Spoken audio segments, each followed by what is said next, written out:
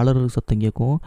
அந்த அலறல் சத்தம் கேட்கும்போது பார்த்தீங்கன்னா, நம்ம ஹெட்டு திரும்பி பார்ப்பான். அப்போ பார்த்தீங்கன்னா, ஒரு குட்டி குழந்தை இருக்கும். அந்த குழந்தைய கூட சின்ன குழந்தை அப்படின்னு சொல்லி கூட பார்க்காம அந்த குழந்தைய கொல்ல சொல்லிடுறான். அப்புறம் நம்ம ஹெட்டு சொல்லுவான், மற்ற பாடியெல்லாம் எடுத்து க்ளீன் பண்ணிவிட்டு ட்ரக்கை க்ளீன் பண்ணி விடுங்க அப்படின்னு சொல்லி சொல்லுவான்.